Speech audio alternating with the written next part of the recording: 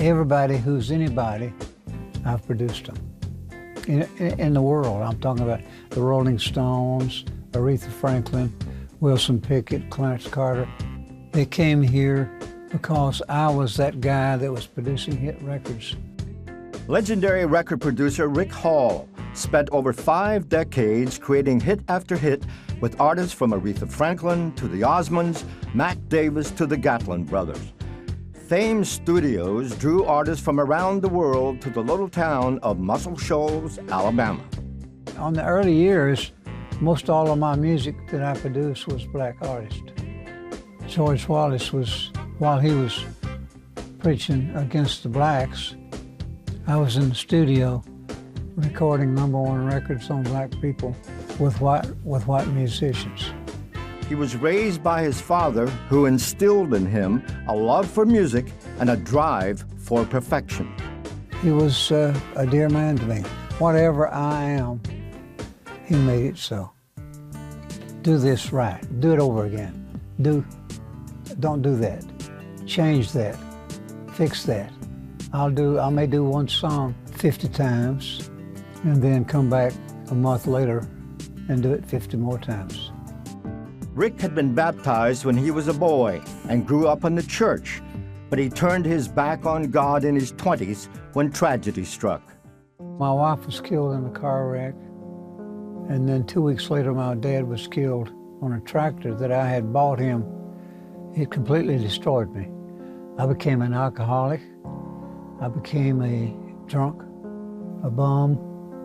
I gave up on God, and God, I felt that God had given up on me. Rick eventually remarried and poured himself into record producing and songwriting, eventually winning Billboard magazine's Producer of the Year in 1971. Yet his fiery temper and need for control brought strife into all areas of his life. I mean, you sense the tenseness.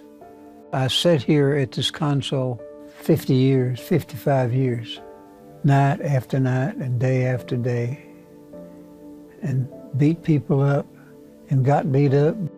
It was my way or the highway. I'm no nonsense.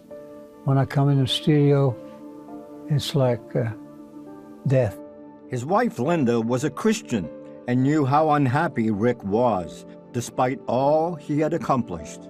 Rick had every kind of award, every kind of accolade that anybody could have, but it wasn't enough. That he still needed the peace that only God can give. And I knew what he needed, but I couldn't convince him of what he needed. So I just prayed, and I prayed, and I prayed. Rick says he knew something had to change.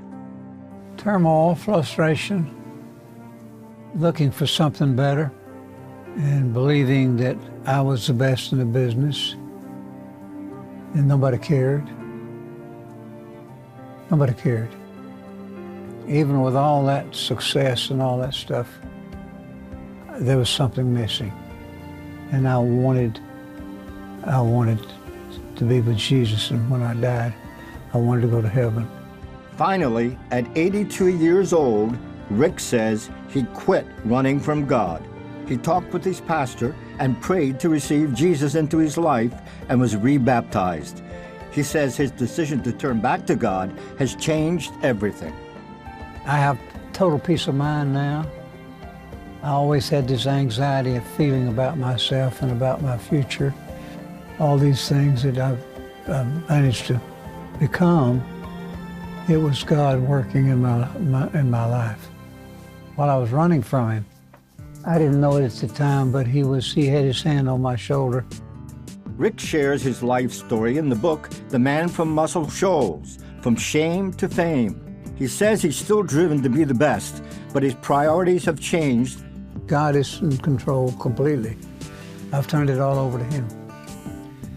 My relationship with God is more important to me now than having a #1 record, or having 2 #1 records, or 5, or whatever.